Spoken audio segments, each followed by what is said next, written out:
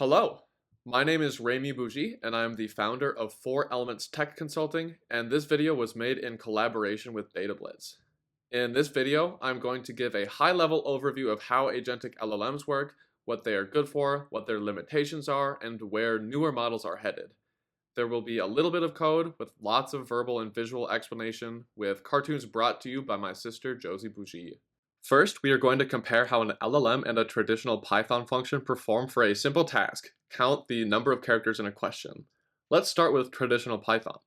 Python has a built-in length function that counts the number of characters in a string. So this first cell here is simply an input box for us. So we're going to type how many characters are in this question. When we use the Python length function, we get 41 characters. Every time we run this code, we get 41 characters. Additionally, this function is really fast. It only took 2 milliseconds to execute. It is also free. This is what's called a deterministic function. You always get the same output for a given input. Now let's ask an Anthropic LLM to do the same task. And if you know your LLMs well, you will know that I'm using an outdated model here. I'm doing this intentionally to illustrate a point, and I promise later in the video I will explain why I chose to do this and also explain why new models are a little different. So here we define a vanilla LLM with no modifications or parameters, just an off-the-shelf LLM. So let's see what happens when we run the LLM with the same question. So we get 31 characters in the question, which is incorrect. There are indeed 41 characters. And additionally, it took 1.1 seconds to execute here. So that's many times slower, and it was wrong, and it also wasn't free. I had to add my credit card to Anthropic to set up this API. Let's run this several times and see if the answer stays consistent. So that's at 39 again. Now it's at 41. So for the same question, it gave me 2 different answers. So as you can see, LLMs are probabilistic. You are not guaranteed to get the same output for a given input. To understand this, we need to understand a machine learning model called a transformer, which is the foundational technology for LLMs. Let's jump into it at a high and non-technical level. A transformer is a type of machine learning model that excels at understanding sequential data and what to pay attention to. This makes transformers well suited to process human language. If you want a more in-depth explanation of how transformers work, I recommend watching this YouTube video. It really helped me understand the fundamentals of transformers. So here, we have an example input sentence that is going to go through 2 main steps. First, the input will go through an encoder. The input is run through a machine learning model called an embedding model to produce a vector. A vector is simply a list of numbers that most machine learning models use for processing information. If you have ever used 2 or 3 dimensional coordinates in a middle school math class, then you have used a vector before. Then, the encoded vector is run through a decoder. The decoder predicts the most probable word to come next in the output using the vector representation of the input. So an example output might first predict that greetings should be the first word, then how, then are, then you. Then finally, it predicts the most likely quote-unquote word is the end of sentence marker. And of course, this is a huge oversimplification of what's going on, so I'm going to slap an oversimplification label on this. Some of you might be looking at this and thinking, that looks a lot like predictive text, like the word suggestions that appear over my keyboard when I'm typing something into my phone that will generate meaningless but grammatically correct paragraphs. And that's because predictive text algorithms often use transformers too. You can think of LLMs as the latest evolution of the same technology. The key takeaway is that LLMs were originally designed to process and predict words, not perform tasks. Let's demonstrate this in a cartoon metaphor. Let's say you are trying to assemble a thingamabob and you have been using a wrench to tighten a bolt on the thingamabob. Now, you decide to give the AI a chance to tighten the bolt. Compared to the wrench, the LLM either tightens the bolt slowly or ruins everything and takes a long time to do it. And that is because the wrench is a better tool for the job than the LLM. But here is the key question. What if you could give the LLM your tool to do its job? And the answer is, you can. Going back to our code, we are going to define 2 deterministic Python functions as tools. These functions are simple. count the number of characters in a string, and multiply two integers together. In this next cell, we are binding the tools to the same vanilla LLM as before. I'm going to define an agentic process flow using LangGraph, but I will spare you the details, especially because at the end here, we get a nice, neat diagram explaining what's going on. So here, we have the start point that passes the input to a chatbot. From here, the chatbot has a decision to make represented by these dashed lines. If the chatbot determines a tool would be helpful to generate its answer, it will call the tool and use the response in its answer. When it decides it has the information it needs, it will then produce its final answer and end the flow. So let's see it in action. We are going to use the same input as before and plug it into our agent.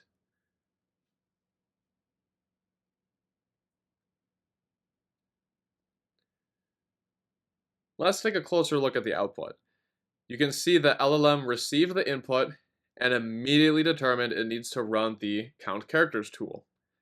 Then it used that tool to crunch some numbers and use the result to produce its answer, 41 characters. Pretty cool, right? So now let's take it a step further. I'm going to change the input to also ask the LLM to multiply the final result by 3.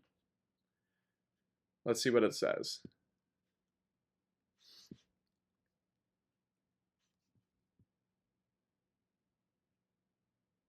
So since I did change the input string, it is now 72 characters long. And as we can see from the agent messages, the LLM correctly determined that it needed to use the count characters tool, then plug the result into the multiply tool, then even explained how it arrives to the final answer using the tools. The key here is that the LLM is acting as a decision-making agent, executing functions it deems relevant to the question rather than relying on its language-based training to solve the task at hand. This helps reduce, but not totally eliminate, the probabilistic nature of the LLM's responses. Let's circle back to our transformer diagram to explain what's going on under the hood. We are going to start with the same encoder as before using a different input, but now our decoder is going to look a little different. In addition to being able to predict the next word in the output, it can also predict the most probable function along with the input that goes into the function that should run based on the previous encoding. This is in addition to, not replacing, the word functionality shown previously. A key point is that the LLM is still using human language as input and mapping it to the most probable output. So here is a huge key takeaway from this entire video. Since LLMs are designed to process human language, they are smart enough to understand what the user is asking, but might not know how to actually perform the task without the help of a tool. Let's drive this point home with our cartoon characters. Here, we are giving the wrench to the LLM with a giant label saying it should use the wrench whenever it needs to tighten a bolt. Now this LLM has become an agent double LM if you will. So when you ask it to tighten a bolt, it now knows how to do it correctly. A few notes. First, the introduction of the LLM makes this process significantly slower and computation heavy than using the wrench yourself, but now the LLM is more likely to do the job correctly and can decide which tools to use should there be other tasks for it to do.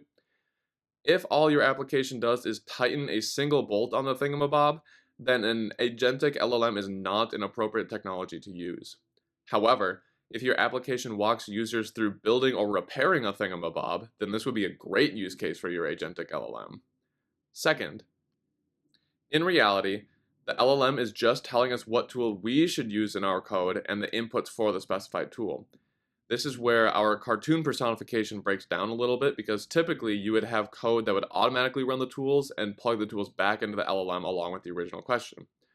For now, we'll keep using this metaphor, but keep in mind that's what's going on in agentic AI applications. Additionally, these tools do not have to be deterministic functions.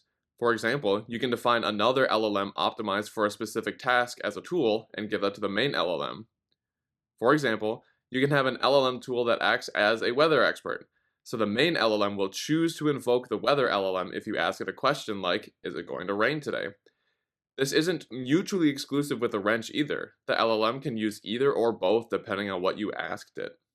Earlier in this video, I preemptively confessed that I used an older LLM for this demo, and in fact, this model is already deprecated and will reach end of life later this year.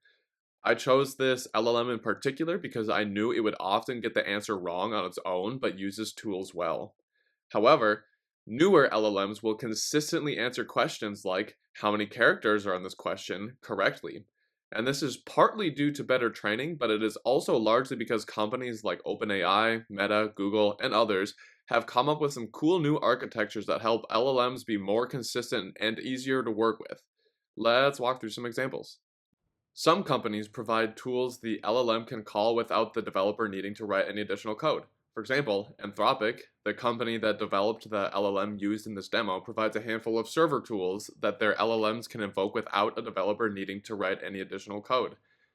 Using our cartoon metaphor, the LLM comes with its own toolbox that contains a wrench so you don't have to create your own.